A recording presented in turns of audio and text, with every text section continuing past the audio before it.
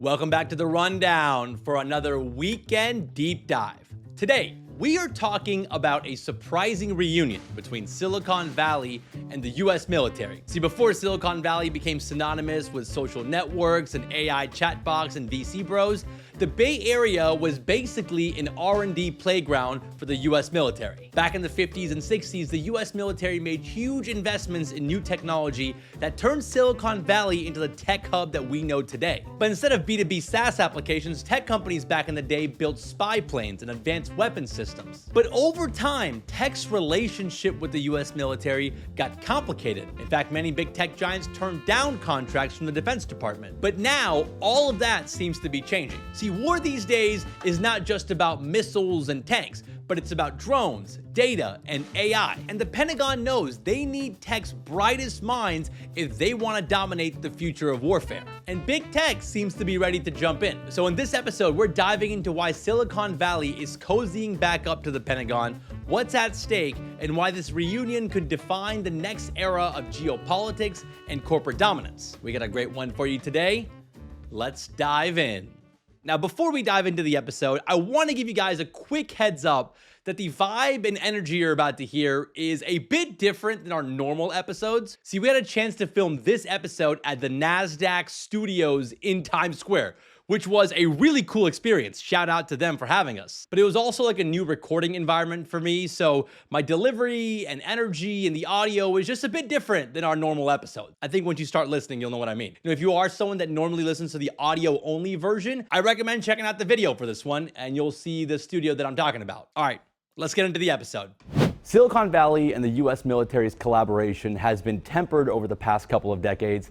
Despite some efforts, employees and others have pushed back, voicing concerns about the ethics tied to using technology that they were building for war. We saw it with Google's Project Maven. This project helped the Pentagon identify and track potential drone targets using artificial intelligence. But internal backlash at Google caused the company to decide not to renew its partnership with the government when it expired in 2019. More than 3,000 Google employees signed a letter to the CEO, Sundar Pichai, saying the company should not be in the business of war. We also saw it with Microsoft in 2019 after it won a $480 million contract with the Army to supply prototypes of augmented reality headsets, and a group of employees protested saying they do not want to be war profiteers. But it wasn't always a tense relationship. The reality is, without the government's help, there likely would be no Silicon Valley today. The roots of Silicon Valley weren't social, they were strategic. It's evident in the creation of DARPA in response to the Soviet Union's launch of Sputnik in 1957.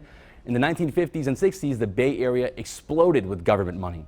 DARPA, which is the Pentagon's R&D wing, funneled billions of dollars into projects with Stanford, SRI, and local defense firms. DARPA had its hands in the creation of the internet and GPS, and more recently, mRNA vaccine development, and even self-driving cars. Tech and defense were part of the same machine. Nowhere was it clearer than the Manhattan Project in the 1940s. We've all seen Oppenheimer. It was a secret government initiative that involved researchers, scientists, and corporations like General Electric and DuPont that led to the creation of the atomic bomb. Now, Palantir CEO Alex Karp says the atomic age is closing and the software century has arrived. And he's calling for a new Manhattan Project centered around arming the military with AI. Signs are showing that tech giants are warming up to the idea.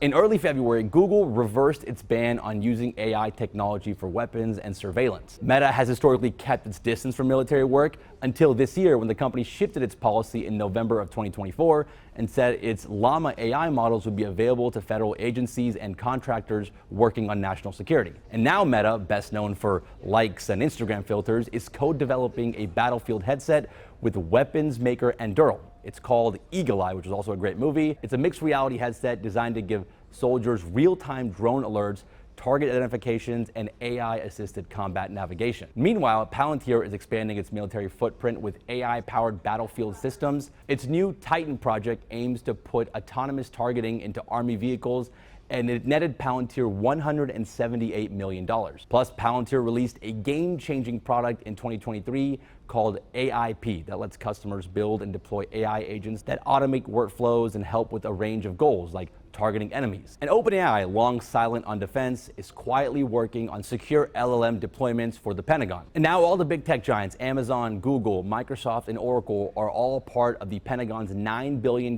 joint warfighting cloud capacity program. Now, I've mentioned this in previous deep dives, but AI use in the military is still in the early innings. The U.S. Department of Defense requested a total of $1.8 billion to fund AI capabilities in 2024, which is just 0.2% of the country's proposed national defense budget. The way wars are being fought is rapidly changing due to the rise of artificial intelligence, drones, and other emerging technologies. If you want a preview of what future conflicts looks like, just look at Ukraine and the recent drone strikes from the Ukraine that took out an estimated 41 Russian military aircrafts, dubbed Spiderweb. Part of what's notable here is the warplanes cost $100 million or more and were destroyed by drones that cost as low as $600. Air superiority isn't just about fighter jets anymore.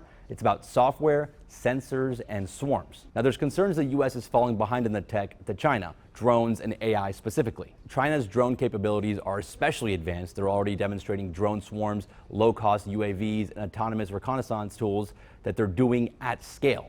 And you guys might be familiar with DJI, the world's biggest commercial drone maker. It's also based in China. So the military implications here could be massive. And that's why the U.S. is moving to potentially ban Chinese-made commercial drones in the U.S. through an executive order by President Trump. The U.S. is now trying to play catch-up with homegrown drone companies like Red Cat and Universal Machines, but it'll likely take some time to level the playing field. The next generation of warfare will be defined by drones, sensors, and AI. It'll be fast, autonomous, and data-driven. And that means the U.S. needs Silicon Valley. That could mean big contracts for tech companies. We're entering a new era. There's less Lockheed Martin and more Palantir. There's less Cold War and more Code War. And for better or worse, the companies that once built our apps could be stepping up to help build our military arsenal. Well, all right, guys, that's it for today's weekend deep dive. Hope you guys enjoyed that episode. Like I said in the intro, a bit of a different vibe and pace than our usual episode. Hopefully the next time we film at the NASDAQ, it'll be a lot more comfortable. If you guys have any ideas and recommendations on what we should film at the NASDAQ the next time we're there, let us know in the comments. Hope you enjoyed the show. If you did and you have like 8 extra seconds, consider giving us a 5-star rating on Apple, Spotify, or wherever you listen to your podcasts. And let us know in the comments on Spotify or YouTube on what topics you want us to cover next. Thank you guys so much for listening. Shout out to Mike and Connor for all the help behind the scenes. And we'll see you guys back here on Monday.